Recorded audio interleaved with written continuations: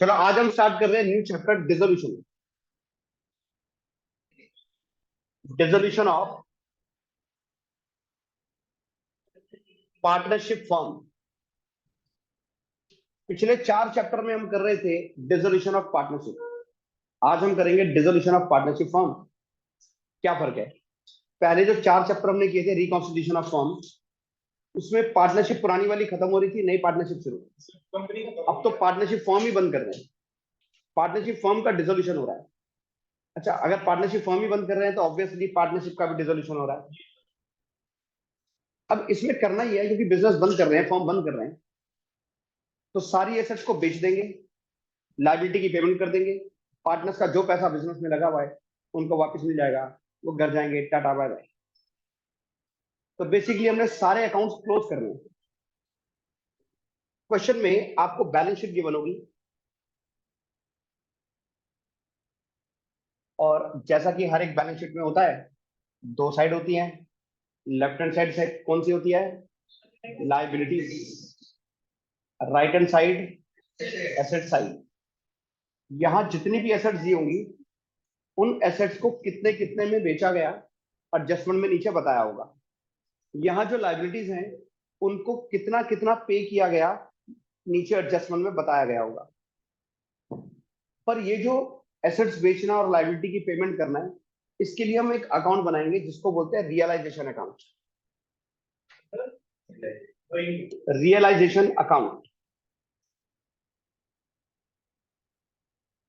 सबसे पहले तो ये किया जाएगा, बैलेंस शीट के अंदर जितनी भी एसेट्स और लाइबिलिटीज हैं, उनको रियलाइजेशन अकाउंट में ट्रांसफर करके उनका अकाउंट बंद कर दिया जाएगा। सभी एसेट्स लाइबिलिटीज का अकाउंट बंद कर देंगे, उनके बैलेंस को रियलाइजेशन अकाउंट में ट्रांसफर करके। फॉर एग्जांपल, यहां पर फर्नीचर दिया हुआ है एसेट साइड पर। फर्नीचर दिया हुआ है 10,000। ठीक है। इस फर्नीचर अकाउंट को अगर हम बनाएं, फर्नीचर अकाउंट, तो ये एक एसेट का अकाउंट है। इसका ओपनिंग बैलेंस किस साइड पर होगा? डेबिट साइड पर। सभी एसेट्स का ओपनिंग बैलेंस डेबिट साइड पर ही होता है। तो बैलेंस बीडी 10,000, ये फर्नीचर का अमाउंट एसेट में दिया हुआ है, इसका मतलब फर्नीचर का डेबिट बैलेंस है। इसको रियलाइजेशन अकाउंट में ले जाकर इसको क्लोज कर देते हैं बाय रियलाइजेशन अकाउंट 10,000, और ये अकाउंट बंद हो गया, खत्म। रियलाइजेशन अकाउंट में जैसे ट्रांसफर किया, अब फर्नीचर अकाउंट एग्जिस्ट नहीं करता, ये अकाउंट अब बंद हो चुका है। ऐसे ही मान लो यहां पर एक दिया हुआ है क्रेडिटर्स। क्रेडिटर्स है सपोज 12,000, तो इसको भी रियलाइजेशन अकाउंट में ले जाकर इस अकाउंट को भी क्लोज कर दिया जाएगा। बनाते हैं क्रेडिटर्स अकाउंट।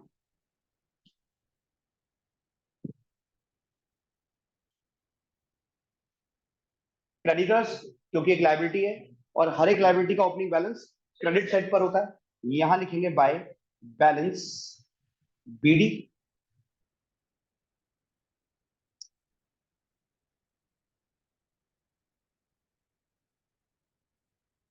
12,000, और इस क्रेडिटर अकाउंट को भी रियलाइजेशन अकाउंट में ले जाकर क्लोज कर देंगे, तो डेबिट साइड पर आ जाएगा टू रियलाइजेशन अकाउंट 12,000। अब ये क्रेडिटर्स अकाउंट भी क्लोज हो गया। 12,000, 12,000। इस तरह से आपको जो बैलेंस शीट क्वेश्चन में गिवन होगी, उसमें जितनी भी एसेट्स और लायबिलिटीज है, सबको रियलाइजेशन अकाउंट में ले जाकर उन अकाउंट्स को क्लोज कर दिया जाएगा। जैसे मैंने अभी एग्जांपल दिया कि अगर फर्नीचर दिया हुआ है, उसका डेबिट बैलेंस है, उसे रियलाइजेशन में ट्रांसफर कर देंगे। क्रेडिटर्स अकाउंट है, उसका ओपनिंग बैलेंस 12,000 है, उसे रियलाइजेशन अकाउंट में ट्रांसफर कर देंगे। अब फर्नीचर रियलाइजेशन अकाउंट में ट्रांसफर हो रहा है। फर्नीचर अकाउंट में हमने लिखा बाय रियलाइजेशन, तो रियलाइजेशन में क्या लिखोगे? To furniture. टू फर्नीचर आ गया 10,000, और ये क्रेडिटर्स में टू रियलाइजेशन, रियलाइजेशन में बाय क्रेडिटर्स 12,000। तो क्वेश्चन जब आपको आता है, बैलेंस शीट दी होती है, उससे हमने रियलाइजेशन अकाउंट बनाना होता है। इन सभी एसेट्स और लाइबिलिटीज के इंडिविजुअल अकाउंट बनाने के लिए नहीं आते, लेकिन अगर कोई एक आधा अकाउंट पूछ ले तो ऐसे बनाते हैं, ये मैंने आपको बता दिया। ठीक है, तो बैलेंस शीट से डायरेक्ट रियलाइजेशन अकाउंट हमने बनाना है, तो कैसे बनाएंगे? बैलेंस शीट में जितनी भी एसेट्स लिखी होंगी उन सबको डेबिट साइड पर, रियलाइजेशन के डेबिट साइड पर लिख देंगे, और यहां लिखने का मतलब होगा वो अकाउंट अब क्लोज हो चुके हैं, अब वो अकाउंट एग्जिस्ट नहीं करते। ये बात ध्यान रखो, जो अकाउंट हमने एसेट साइड से उठाकर रियलाइजेशन अकाउंट के डेबिट साइड पर लिखे, वो अकाउंट अब एग्जिस्ट नहीं करते। इसी तरीके से बैलेंस शीट की लाइबिलिटी साइड से लाइबिलिटीज उठाकर हमने यहाँ क्रेडिट साइड पर लिख दी, मींस उन क्रेडिटर्स, उन लाइबिलिटीज को हमने क्लोज कर दिया है। अब वो लाइबिलिटीज के अकाउंट एग्जिस्ट नहीं करते। मैं ये नहीं कह रहा लाइबिलिटी एग्जिस्ट नहीं करते, उनके अकाउंट एग्जिस्ट नहीं करते, अभी पेमेंट करनी बाकी है, पर अकाउंट को क्लोज कर चुके हैं रियलाइजेशन अकाउंट में। तो फिर पेमेंट कैसे करेंगे? रियलाइजेशन अकाउंट में। एसेट्स हमने क्लोज कर दिए हैं, उनके अकाउंट क्लोज कर दिए हैं, उनको रियलाइजेशन अकाउंट में लिख दिया, तो बेचेंगे तो फिर क्या सेल दिखाएंगे? Realisation account. अब जो करना है, पे करना है या रिसीव करना है, वो रियलाइजेशन अकाउंट के थ्रू करेंगे। वो एसेट और वो वाली लायबिलिटी एग्जिस्ट नहीं करती जो रियलाइजेशन अकाउंट में ट्रांसफर हो चुकी है। इतनी बात समझ में आई? बैलेंस शीट से सारी एसेट साइड से पूरी की पूरी एसेट साइड यहाँ डेबिट साइड पर नहीं लिखते, कुछ चीजें छोड़ देते हैं।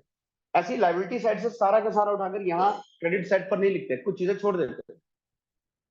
पहले लायबिलिटी की बात करता हूँ। लायबिलिटीज यहाँ पर क्रेडिट साइड पर कौन सी आएंगी? जो आउटसाइड लायबिलिटीज होती है। तो सारी लायबिलिटीज नहीं आएंगी, आउटसाइड लायबिलिटीज यहाँ पर आती है। तो रियलाइजेशन अकाउंट का अगर मैं फॉर्मेट बनाऊं तो वो कैसा बनेगा? रियलाइजेशन अकाउंट, पहले बैलेंस शीट से सारी एसेट्स और लायबिलिटीज इसमें ट्रांसफर होंगी। बैलेंस शीट से सारी लायबिलिटीज यहाँ क्रेडिट साइड पर आ जाएंगी, इंडिविजुअली आएंगी वो, बाय लायबिलिटीज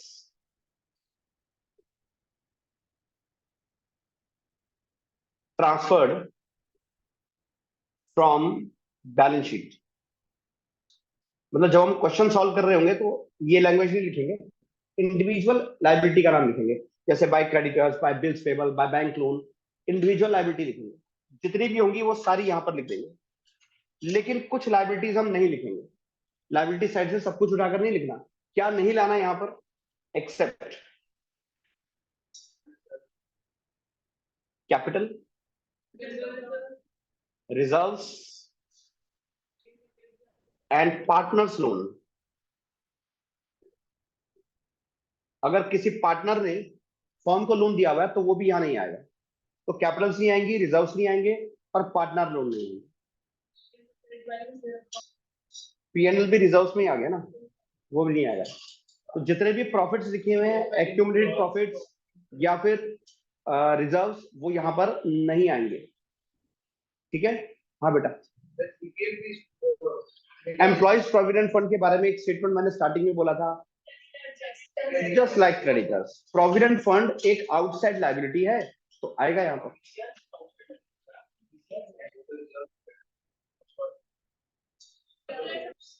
क्या? हाँ वही है, पर्टिकुलर अमाउंट पर्टिकुलर समय। अब सुनो, बैलेंस शीट से सारी एसेट उठाकर मैं यहाँ डेबिट साइड पर लिख रही हूँ। To assets transferred from balance sheet. अब यहां पर क्या नहीं लिखना? Except cash bank. अगर कैश या बैंक लिखा हुआ है तो वो यहां नहीं लेकर आना। कोई एक्यूमुलेटेड लॉसेस हैं तो वो यहां लेकर नहीं आनी, जैसे कि एडवर्टाइजमेंट सस्पेंस, पीएनएल अकाउंट, तो वो यहां लेकर नहीं आने एसेट साइड से।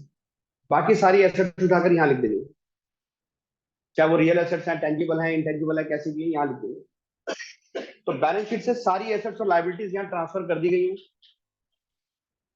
जैसे कि मैं इस एग्जांपल में बता रहा था कि फर्नीचर है तो यहाँ डेबिट में लिख दिया, और मान लो यहाँ पर मशीनरी दी हुई है तो यहाँ लिख देंगे टू मशीनरी अकाउंट।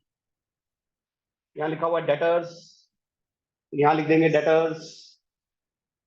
तो जितनी भी एसेट दी हुई है यहाँ पर बैलेंस शीट में एसेट साइड पर, वो जिस वैल्यू पर है उसी वैल्यू पर एज इट इज उठाकर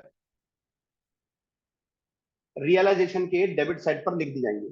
और यहाँ लिखने का मतलब होगा उन अकाउंट्स को क्लोज कर दिया गया है, एसेट्स अकाउंट को क्लोज कर दिया, अब एग्जिस्ट नहीं करते। ऐसे लाइबिलिटीज उठाकर, आउटसाइड लाइबिलिटी उठाकर यहाँ क्रेडिट में लिखेंगे, जैसे by creditors, by bills payable, by bank loan, जितनी भी लाइबिलिटीज हैं उनको एज इट इज उठाकर लिखना है यहाँ पर। जो यहाँ लाइबिलिटी में अमाउंट दिया होगा उसी को यहाँ लिखना है और अकाउंट क्लोज हो जाएंगे।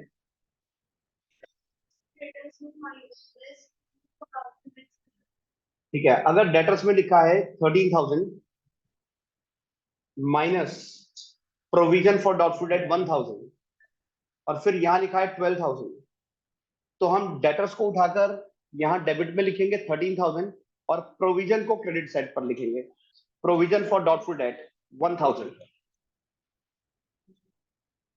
ओके, क्योंकि डेटर्स अकाउंट अलग होता है, प्रोविजन अकाउंट अलग होता है, दोनों अकाउंट क्लोज करने हैं हमें। ऐसा नहीं कि यहाँ डेटर 12,000 लिख दोगे। अगर यहाँ डेटर डायरेक्टली 12,000 लिख दिया तो आंसर तो प्रॉफिट लॉस का सेम आ जाएगा, लेकिन आपके अकाउंट क्लोज नहीं हुए। डेटर सिर्फ 12,000 ही क्लोज हुआ और प्रोविजन को तो आपने लिखा ही नहीं, तो दोनों अकाउंट एक एक हिसाब से ओपन रह जाएंगे। तो डेटर्स 13,000 है, पूरा यहाँ ट्रांसफर होगा, प्रोविजन में 1,000 है, वो पूरा यहाँ ट्रांसफर होगा, तभी अकाउंट क्लोज होंगे। क्लियर, ये अकाउंट क्लोज हो गए। अब इन एसेट्स को सेल किया जाएगा तो एंट्री क्या होगी? अगर इनको सेल करेंगे, वैसे अगर हम कोई फर्नीचर सेल करते हैं तो जनरल एंट्री करते हैं कैश अकाउंट डेबिट तो फर्नीचर अकाउंट, अगर एसेट सेल करते हैं तो। लेकिन अब फर्नीचर की जगह हम लिखेंगे रियलाइजेशन अकाउंट, क्योंकि फर्नीचर अकाउंट क्लोज हो चुका है। तो रियलाइजेशन अकाउंट में आप अकाउंट के अंदर क्या लिखोगे? By cash. तो जब भी कोई एसेट सेल होगी तो आप लिखोगे बाय कैश, तो यहां पर आएगा by cash. By cash, cash हो सकता है, बैंक हो सकता है, आपको देखना पड़ेगा बैलेंस शीट में क्या दिया हुआ है। कैश है तो कैश लिखोगे, बैंक है तो बैंक लिखोगे, और ब्रैकेट में मैं लिख रहा हूं एसेट्स रियलाइज्ड। एसेट को मार्केट में सेल करके जो भी रियलाइज हुआ यहां लिख दिया जाएगा। क्लियर? अब हाँ जी, कोई चीज जब आपको रियलाइज हो जाती तो रियलाइजेशन होता है। एसेट बेचकर जो पैसा मिला that is realisation from the asset. तो ये तो एसेट बेचकर आया तो उसको लिख दिया हमने बाय कैश। अच्छा, अगर ये एसेट फर्नीचर मार्केट में सेल हुई तो एंट्री हो रही है cash account debit to realisation. लेकिन अगर इसको सेल करने की बजाय एक पार्टनर बी ने टेक ओवर कर लिया होता तो फिर कैश की जगह बी इस कैपिटल आता। बी को डेबिट क्यों कर रहे हैं? क्योंकि उसने एसेट टेक ओवर कर लिया है। बिजनेस की कोई भी एसेट अगर पार्टनर ले जाएगा तो उसकी कैपिटल डिक्रीज ही होगी, इसलिए फिर कैपिटल लिख देते हैं। तो 20 कैपिटल टू रियलाइजेशन हो जाएगा। तो फिर रियलाइजेशन अकाउंट में क्या लिखोगे? By 20 capital. तो यहां लिखेंगे बाय पार्टनर्स कैपिटल। अगर पार्टनर ने एसेट टेक ओवर किया, एसेट टेकन ओवर, अगर पार्टनर एसेट टेक ओवर करता है तो पार्टनर के नाम से लिख देंगे, और अगर मार्केट में सेल हुई एसेट तो कैश के नाम से लिख देंगे। ठीक है, तो ये जितनी भी एसेट बैलेंस शीट से यहां पर आई है वो या तो इधर सेल हो जाएंगी या उन्हें पार्टनर टेक ओवर कर लेगा। बैलेंस शीट में कुछ ऐसी एसेट्स भी हो सकती हैं, मतलब कुछ ऐसी एसेट भी हो सकती है जो बैलेंस शीट में ही नहीं है, अनरिकॉर्डेड एसेट। जैसे कि कंपनी ने कहीं पर पैसा इन्वेस्ट किया हुआ था, फर्म ने कहीं पैसा इन्वेस्ट किया हुआ था, और जब उस कंपनी के शेयर खरीदे थे तो अच्छी खासी वैल्यू थी, लेकिन परचेज करने के कुछ दिन बाद वो कंपनी डूब सी गई और शेयर में, मार्केट में उस शेयर की वैल्यू 15 पैसे बची है पर शेयर, और उनको लगा कि और नीचे जाई जा रही है, उनका खत्म करो यार, समझो पैसा डूब गया। इन्वेस्टमेंट को बैलेंस शीट से हटा दिया उन्होंने। लेकिन जब डिसॉल्व कर रहे थे तो उनके सीए ने बताया आज इनकी वैल्यू पर शेयर 250 रुपए है, अच्छा बेचो यार कुछ तो मिलेगा। तो सेल करके, मतलब कोई ऐसी एसेट जिसको मान चुके थे वो बुक्स में नहीं है। मैंने एक एग्जांपल लिया अनरिकॉर्डेड इन्वेस्टमेंट, ऐसे और भी हो सकती हैं, जैसे कि कंप्यूटर। कंप्यूटर को ये मानकर कि वो डेप्रिशिएट हो गया, 50% डेप्रिसिएशन हम उसमें लगाए थे, तो डेप्रिसिएशन हो गया, वो बुक से हटा दिया। लेकिन जब डिसॉल्व कर रहे थे तो उन कंप्यूटर्स को, पुराने कंप्यूटर्स को सेल करके कुछ अमाउंट तो रियलाइज हो गया। मतलब ऐसी एसेट भी हो सकती हैं जो बैलेंस शीट में नहीं लिखी हुई, लेकिन उनको सेल करके कुछ तो रियलाइज हो गया।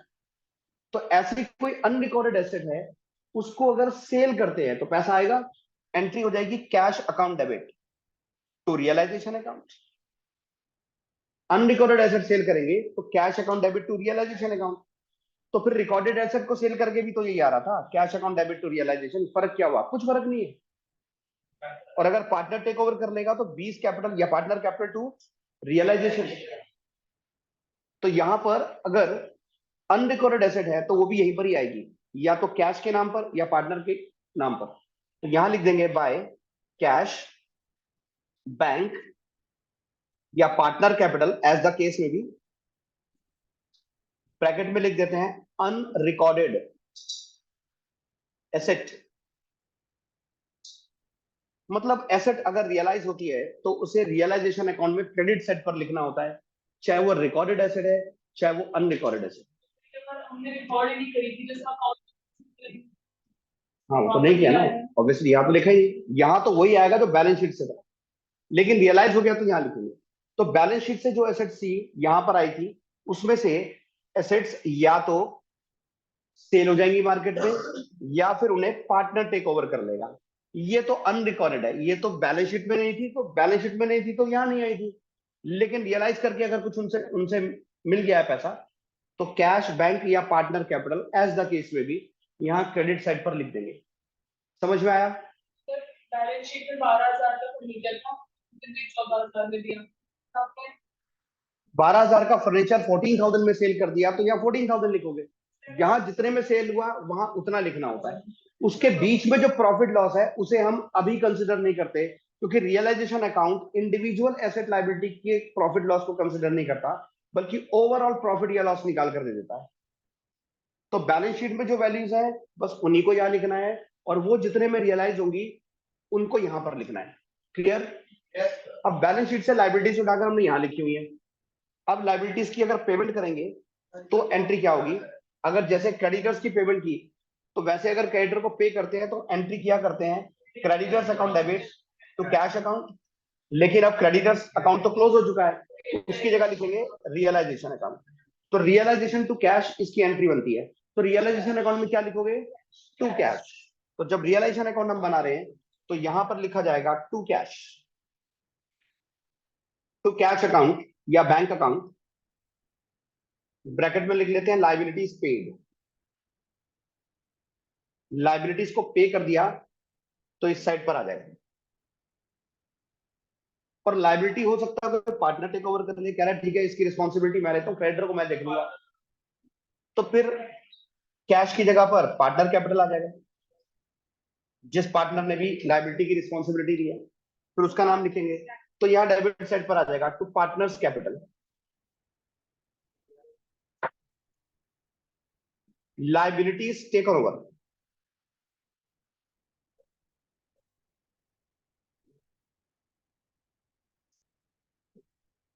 ओके, अच्छा ऐसी भी लाइबिलिटी हो सकती है जो बैलेंस शीट में तो नहीं थी पर पे करना पड़ा। फर्म के ऊपर एक केस चल रहा था, कोर्ट में केस चल रहा है, अभी तक डिसीजन नहीं आया, और जब फर्म बंद कर रहे हैं तो पार्टनर्स ने सोचा आप कौन कोर्ट के चक्कर लगाएगा, उस पार्टी को बुलाओ जिसने केस किया है, और उससे out of the court settlement कर लो। और सेटलमेंट की, उसको 15,000 पे किया और पीछे छुड़ाया, उसने केस वापस ले लिया, तो एक अनरिकॉर्डेड लाइबिलिटी की पेमेंट कर दी। ऐसे और भी कोई अनरिकॉर्डेड लाइबिलिटीज हो सकती है। तो जो भी अनरिकॉर्डेड लाइबिलिटी है उसकी पेमेंट भी डेबिट साइड पर ही होगी। तो उसको आप लिखोगे टू कैश अकाउंट या बैंक अकाउंट। और अगर पार्टनर ने टेक ओवर कर ली है लाइबिलिटी तो पार्टनर्स कैपिटल अकाउंट। ब्रैकेट में लिख देता हूं अनरिकॉर्डेड लाइबिलिटी। मींस अगर लाइबिलिटी बैलेंस शीट से आ रही है तो वो यहां पर लिखी हुई होगी, और इसकी अगर पेमेंट हो रही है तो ये आ गया टू कैश। और अगर इन लाइबिलिटीज को पार्टनर ने टेक ओवर किया तो ये आ गया टू पार्टनर्स कैपिटल। लेकिन कोई ऐसी लाइबिलिटी जो बैलेंस शीट में नहीं थी तो ऑब्वियसली यहां नहीं आई होगी, लेकिन अगर उनको पे किया तो यहां तो लिखेंगे। तो लाइबिलिटी चाहे रिकॉर्डेड हो या अनरिकॉर्डेड हो, यहां पर ही दिखाएंगे उसकी पेमेंट, या अगर पार्टनर ने टेक ओवर किया तो इसी सेट पर दिखाएंगे। बात समझ में आ गई? बस यही है ओवरऑल रियलाइजेशन अकाउंट। एक चीज और रह गई, ये सारे रियलाइजेशन में कुछ खर्चे भी हो सकते हैं, कुछ एक्सपेंसेस, कुछ पेपर वर्क करवाना पड़ा, कुछ एक्सपर्ट्स को बुलाना पड़ा, कुछ वैल्यूअर्स को बुलाना पड़ता है जो आकर एसेट की वैल्यू लगाते हैं, तो उनको कुछ पैसा देना पड़ता है, या कोई भी किसी भी तरह का खर्चा हुआ, उन सबको मिलाकर बोलते हैं डिसोल्यूशन एक्सपेंसेस या रियलाइजेशन एक्सपेंसेस। उसकी पेमेंट हो रही है। एंट्री क्या होनी चाहिए? रियलाइजेशन एक्सपेंसेस की पेमेंट हो रही है, एंट्री क्या होनी चाहिए? कैश तो जा ही रहा है, इसको तो जाने दो, डेबिट में क्या आएगा? Very good, realisation account. हम रियलाइजेशन एक्सपेंसेस नाम का कोई अकाउंट नहीं बनाते, रियलाइजेशन अकाउंट में लिखते हैं। तो रियलाइजेशन अकाउंट में हम लिख देंगे टू कैश। तो रियलाइजेशन अकाउंट में ये एक्सपेंस आएगा टू कैश अकाउंट या बैंक अकाउंट। अच्छा, ये भी हो सकता है कि पार्टनर बोले रियलाइजेशन एक्सपेंसेस मैं देख लूंगा, तो उसकी कैपिटल को लिख देंगे फिर। तो partners capital, partners capital bracket में लिख देते हैं हम रियलाइजेशन एक्सपेंसेस।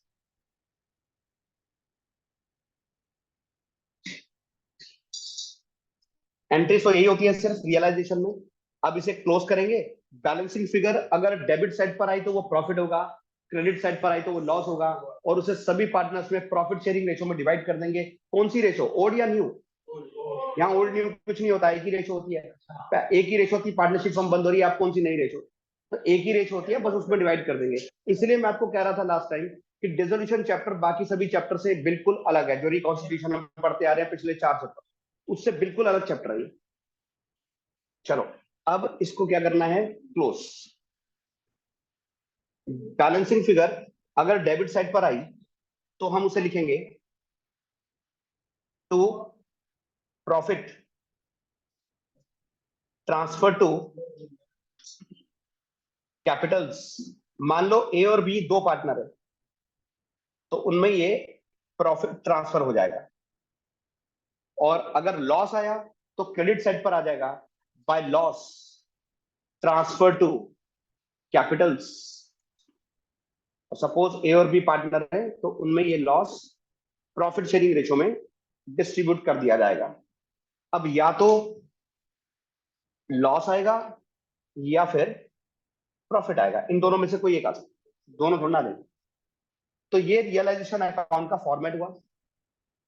अब एक बात ध्यान देने की है,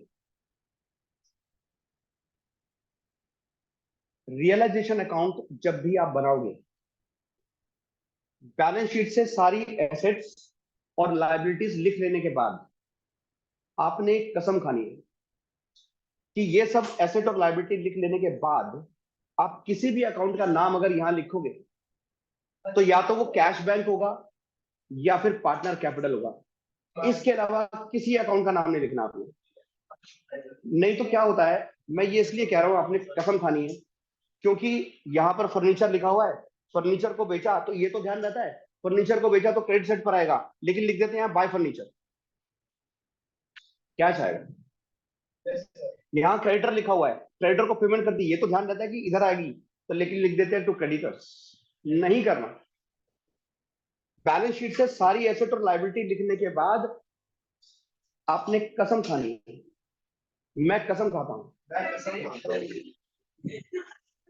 कि मैं इसके बाद एंड बैलेंस शीट से सारी एसेट्स और लायबिलिटीज ट्रांसफर करने के बाद अगर किसी अकाउंट का, ये तो अपनी कसम खा रहा है, अरे भाई रुक जा, रुक जा, नहीं नहीं दोनों मरेंगे। अरे मेरी बात सुन लो, पहले पहले मुझे मेरी बात खत्म करने दो। अरे पूरी बात सुन लिया करना, इसलिए कहते हैं। तो बैलेंस शीट से सारी एसेट और लायबिलिटी ट्रांसफर करने के बाद आपने कसम खानी है कि मैं अब कोई भी अकाउंट का नाम लिखूंगा तो वो होगा एसेट या तो कैश बैंक या फिर कैपिटल। इसके अलावा कैश बैंक और कैपिटल के अलावा कोई और अकाउंट का नाम नहीं लिखूंगा। सिर्फ एक स्पेशल केस है जब ये कसम टूटेगी, वो बहुत ही कम क्वेश्चन में होता है, बहुत कम क्वेश्चन, उसके ऊपर फिर कभी डिस्कस करेंगे, अब ये मान के चलो ऐसा नहीं होगा।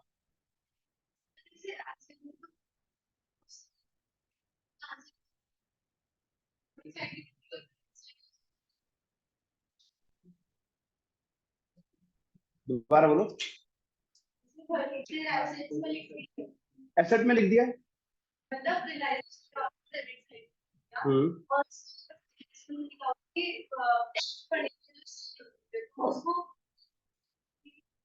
हाँ, अगर बैलेंस शीट में फर्नीचर 10,000 है तो यहाँ लिखेंगे टू फर्नीचर 10,000, और उसको 14,000 में सेल कर दिया है तो यहाँ लिख दोगे बाय कैश 14,000। ब्रैकेट में लिख दो फर्नीचर, कोई बात नहीं, लेकिन अकाउंट का नाम या तो कैश होगा या बैंक होगा या पार्टनर्स कैपिटल होगा, और किसी अकाउंट का नाम नहीं होगा। मेन अकाउंट इस चैप्टर के अंदर रियलाइजेशन अकाउंट है। रियलाइजेशन अकाउंट बनाने के बाद दो अकाउंट और बनते हैं, पार्टनर्स कैपिटल अकाउंट और बैंक अकाउंट। बैंक अकाउंट होगा या कैश अकाउंट होगा। तो देखो, बैलेंस शीट से सारी एसेट लायबिलिटी आने के बाद सभी अकाउंट्स के नाम क्या है, या तो कैश बैंक या फिर कैपिटल। तो यहां से इन अकाउंट्स को पोस्ट किया जाता है, जो कैपिटल वाले हैं कैपिटल अकाउंट में चले जाएंगे, जो कैश वाले हैं वो कैश अकाउंट में चले जाएंगे। बहुत सिंपल है। इसके बाद रियलाइजेशन अकाउंट बन गया, मेन यही है। उसके बाद बाकी के दोनों अकाउंट बहुत ही ज्यादा सिंपल है, क्योंकि यहीं से पोस्टिंग जानी है। तो यहां अगर सही लिखा है तो आगे भी पोस्टिंग सही चली जाएगी। जो कैपिटल अकाउंट के नाम से है वो कैपिटल अकाउंट में चले जाएंगे ऑपोजिट साइड पर, और जो कैश अकाउंट के नाम से है वो कैश अकाउंट में चले जाएंगे ऑपोजिट साइड।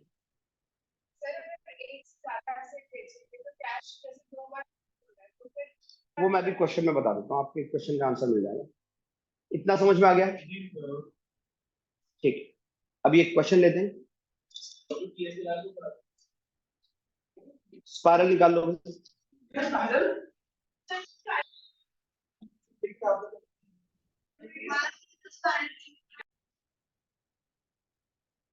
स्पायरल में page number 7.3, question number 1। A and B were partners as 3:2. They decided to dissolve their firm on March 31, 2011, when their balance sheet was as follows. Balance sheet में liability side पर capital है, creditors हैं और general reserve. यहां से realisation account में क्या जाएगा? सिर्फ क्रेडिटर्स, ना रिजर्व जाएंगे ना कैपिटल। कैपिटल अकाउंट फिर कहां जाएंगे? उसका तो अकाउंट बनेगा, वो बैलेंस शीट बन जाएंगे, और जनरल रिजर्व वो कैपिटल में डिस्ट्रीब्यूट हो जाएंगे। एसेट साइड पर furniture, machinery, stock, sundry debtors, provision for doubtful debt, cash at bank. इसमें से क्या नहीं जाएगा रियलाइजेशन? कैश एट बैंक नहीं जाएगा, बाकी सारा कुछ रियलाइजेशन अकाउंट में जाएगा। आगे लिखा है the assets were realised as follows. Furniture 14,000, machinery 32,000, stock 62,000 and debtors 10% less. तो फर्नीचर से 14,000 रियलाइज हुआ है, मशीनरी से 32,000, स्टॉक से 62,000 और डेटर से 10% कम मिला है। तो डेटर्स कितने हैं बैलेंस शीट में देखो? 26,000। डेटर्स 26,000 के हैं, 1,000 का तो प्रोविजन है, तो डेटर्स 26,000 के हैं, उसका 10% कम कर दो, 2600 उसमें से कम कर दो, उतना डेटर्स रियलाइज हुआ है। The expenses of realization were rupees 400. Creditors were taken over by A. Creditors A ने टेक ओवर किए at 55,000. Prepare necessary accounts to close the books of the firm. चलो ड्रॉ करो रियलाइजेशन अकाउंट। क्या? 3 account, realisation, capital और realisation account.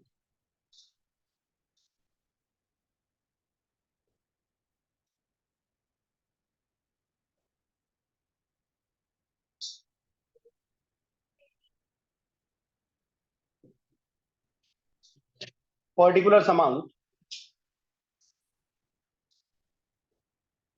Particular amount. अब balance sheet से चलो पहले एसेट्स लिख ले डेबिट साइड पर। To furniture, 15,000 to machinery, 40,000 to stock, 60,000 to sundry debtors, 26,000 provision credit set पर आ जाएगा by provision for doubtful debts 1,000 liability side से सिर्फ क्रेडिटर्स आ रहे हैं by trade creditors 60,000 balance sheet से सारी एसेट्स और लाइबिलिटीज आ चुकी हैं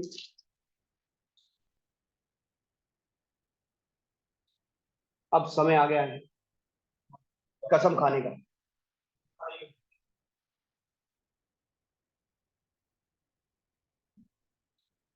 मैंने ऐसे डॉटेड लाइन बना दिया एग्जाम में नहीं बनानी है इसके बाद अब कोई अकाउंट लिखेंगे तो उसका नाम होगा या तो बैंक अकाउंट या फिर capital account furniture machinery stock debtors ये चारों एसेट सेल की गई है तो इनके लिए बाय बैंक आएगा ये चारों एसेट्स सेल कर दी गई है इनके लिए आएगा यहां पर बाय बैंक हाँ कितने में भी सेल करे उतना ही आएगा यहाँ पर चाहे कम में बेचा हो या ज्यादा में यहां आएगा बाय बैंक तो यहां लिख लेते हैं बाय बैंक अकाउंट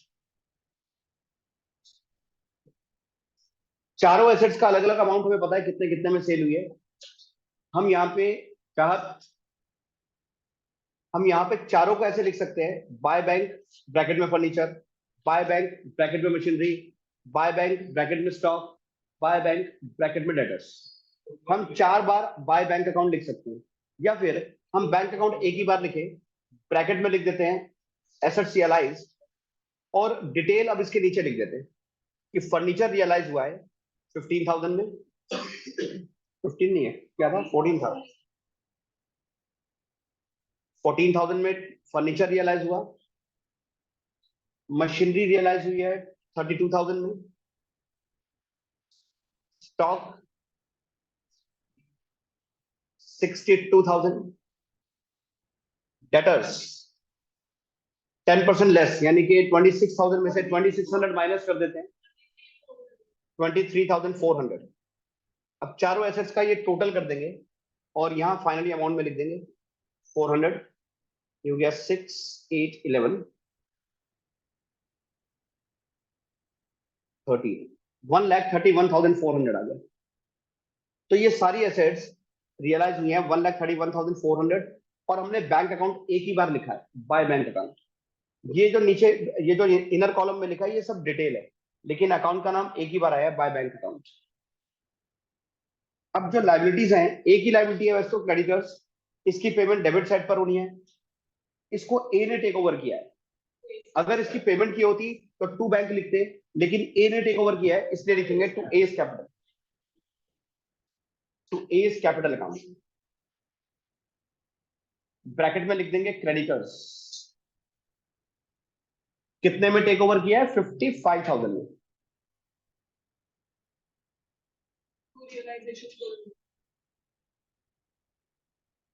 तो सारी एसेट्स रियलाइज हो गई यस जितनी भी आउटसाइड लाइबिलिटी थी पेमेंट हो गई yes provision for doubtful debt कोई लाइबिलिटी थोड़े ना है आउटसाइड लाइबिलिटी थोड़े ये तो प्रोविजन अकाउंट क्लोज किया बस एक ही आउटसाइड लाइबिलिटी थी क्रेडिटर्स उसकी पेमेंट कर दी अब रियलाइजेशन एक्सपेंसेस हैं 400 के उसको डेबिट साइड पर शो करेंगे उसको पे किया गया है इसलिए टू बैंक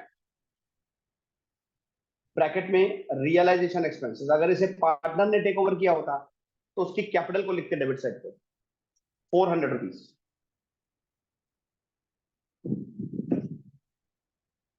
बस और कुछ नहीं है क्लोज करते हैं बैलेंसिंग फिगर देखो डेबिट साइड पर आ रहा है या क्रेडिट में आ रहा है डेबिट का टोटल क्या है 196,400 और क्रेडिट का टोटल मींस 4,000 का यहाँ लॉस आ रहा है by loss transfer to capitals A B. तो दोनों साइड पर टोटल 196,400, 4,000 का लॉस है। दोनों में डिवाइड करेंगे, प्रॉफिट शेयरिंग रेशियो क्या है 3:2, तो 2,400 एंड 1,600। रियलाइजेशन अकाउंट बन गया। अब बनाएंगे पार्टनर्स कैपिटल अकाउंट और फिर बैंक अकाउंट।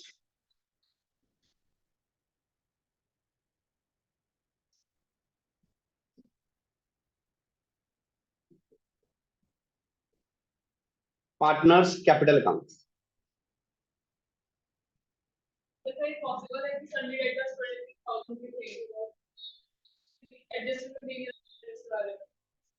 इसके बारे में बात करेंगे बाद में।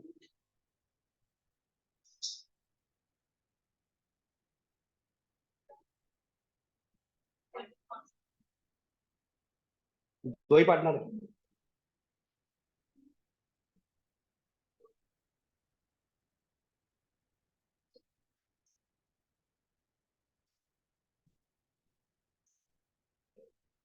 पार्टनर के नाम ए बी। पहले लिख लेंगे by balance brought down. Balance sheet में देखो कैपिटल बैलेंसेस गिवन है 60,000 एंड 40,000।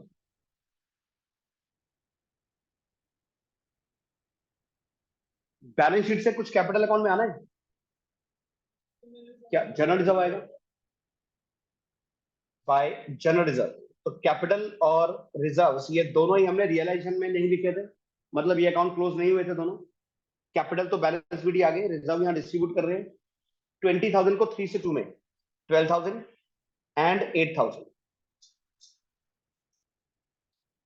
बैलेंस शीट से कैपिटल में यही आने थे। अब रियलाइजेशन अकाउंट से कैपिटल अकाउंट में क्या आएगा देखना है। रियलाइजेशन अकाउंट में कैपिटल के नाम से कौन कौन सी एंट्री है। एक तो ए ने ये टेक ओवर किया था, ये एंट्री है। और ये जो लॉस है ये भी कैपिटल में जाना है। बस ये दो ही एंट्रीज हैं, इनको क्रॉस में लिखते हैं। ये क्रेडिट वाले डेबिट में आ जाएगी। क्या लिखेंगे? रियलाइजेशन अकाउंट से आ रही है तो रियलाइजेशन अकाउंट लिखेंगे। ब्रैकेट में लिख दो बेशक, यहाँ पे लॉस 2,400, 1,600। और यहाँ डेबिट साइड पर जो लिखा हुआ है क्रेडिटर्स ए ने टेक ओवर किया था, ये इधर क्रेडिट में आ जाएगा। रियलाइजेशन में लिखा है टू कैपिटल, तो कैपिटल में लिखेंगे by realisation. By realisation bracket में आ गया क्रेडिटर्स। ए ने क्रेडिटर्स टेक ओवर किए थे 55,000 में।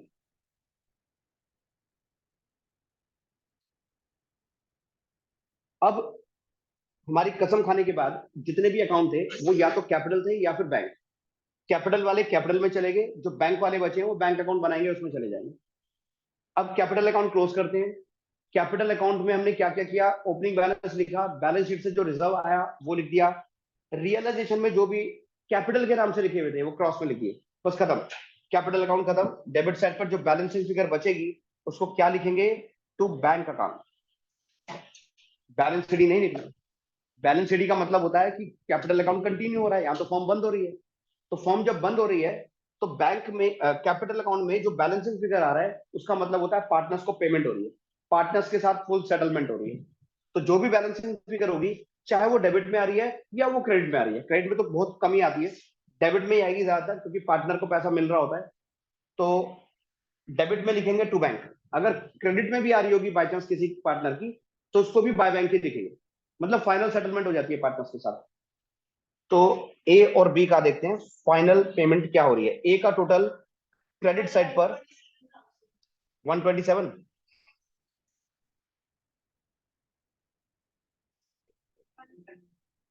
1,27,000। इसमें से ये माइनस किया 124,600। बी का क्रेडिट साइड 48,000, 48 -1,600 ये हो गया 46,400। ये कैपिटल अकाउंट क्लोज हो गया। अब बनेगा बैंक अकाउंट।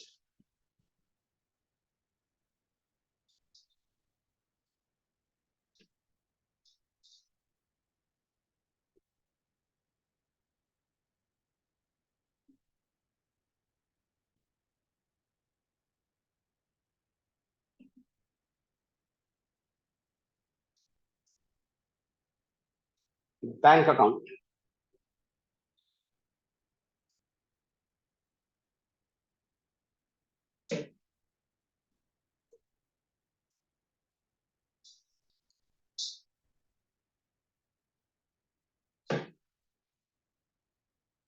बैंक अकाउंट में पहले तो ओपनिंग बैलेंस लिखना है, तो बैंक अकाउंट जो कि एक एसेट है, ओपनिंग बैलेंस किस साइड पर होगा? Debit side. हमने बैंक भी ट्रांसफर नहीं किया था रियलाइजेशन में, वो अकाउंट अभी भी ओपन है, तो यहां लिखेंगे to balance BD. Balance BD कितना? बैलेंस शीट में देखो बैंक बैलेंस क्या है, 40,000, वो यहां लिख दिया।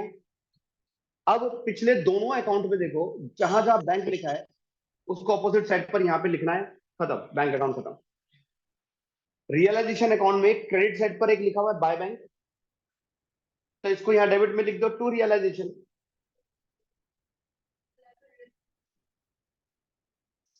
एसेट रियलाइज्ड,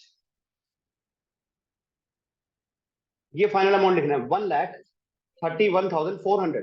तो क्या ये इनर कॉलम में जो हमने रियलाइजेशन अकाउंट में डिटेल दी थी वो यहां नहीं देनी? नहीं, कोई जरूरत नहीं है। अब देखो, अगर मैं आपको कह रहा था कि हम इसको चारों का अलग अलग बाय बैंक करके भी लिख सकते थे, तो फिर यहां पर भी हमें हर बार to realisation to realisation to realisation लिखना पड़ता। तो एक ही बार में एंट्री कर दी, तो यहां पर थोड़ा टाइम बच गया हमारा। तो क्रेडिट में तो एक ही एंट्री थी बाय बैंक, तो रियलाइजेशन में बैंक में लिख दिया टू रियलाइजेशन। अब यहां पर एक है टू बैंक, इसको क्या लिखेंगे रियलाइजेशन में? बैंक में लिखेंगे बाय रियलाइजेशन। रियलाइजेशन में लिखा है टू बैंक, तो बैंक में लिखेंगे बाय रियलाइजेशन। ब्रैकेट में लिख देते हैं रियलाइजेशन एक्सपेंसेस, इसका अमाउंट है 400। तो रियलाइजेशन में दो ही एंट्री थी बैंक के नाम से, वो दोनों यहां चली गई, कैपिटल अकाउंट में आते हैं। इसमें कोई एंट्री है बैंक के नाम से? यस, ये एंट्री है। तो कैपिटल में लिखा है टू बैंक, तो बैंक में लिखेंगे बाय कैपिटल। दोनों की कैपिटल इंडिविजुअली लिखेंगे बाय 20 कैपिटल, 1,24,600 एंड 46,400। दोनों साइड पर टोटल सेम होगा। लेकिन कैश अकाउंट क्लोज करने से पहले एक चीज कंफर्म करनी है आपको, कहीं कोई पार्टनर लोन तो नहीं है बैलेंस शीट में? पार्टनर के नाम का कोई लोन? अगर लाइबिलिटी में मान लो पार्टनर लोन होता, तो उसको हम यहां पर क्रेडिट साइड पर लिख लेते, सीधा कैश अकाउंट में जाता है। पार्टनर लोन की पेमेंट रियलाइजेशन अकाउंट के थ्रू नहीं होती, वो सीधा बैंक अकाउंट के थ्रू होती है। इसलिए जब मैंने आपको फॉर्मेट लिखवाया था, तो उसमें ये लिखवाया था कि हम क्या नहीं लेकर आते यहाँ पर, except capital reserves and partner loan. इस क्वेश्चन में तो खैर था नहीं पार्टनर लोन, अगर होता तो वो रियलाइजेशन में नहीं जाता, बल्कि कैश अकाउंट में लिखते हैं हम उसे सीधा यहाँ पर क्रेडिट साइड पर। इसमें नहीं है। चलो अब दोनों साइड क्लोज कर दो, 171,400, दोनों साइड पर ये अमाउंट आ गया।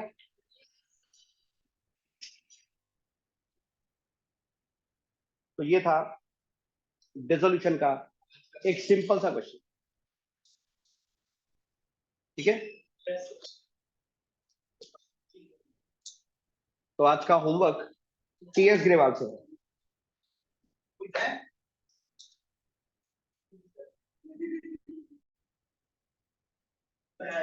बस एक ही क्वेश्चन ये होमवर्क में करना है।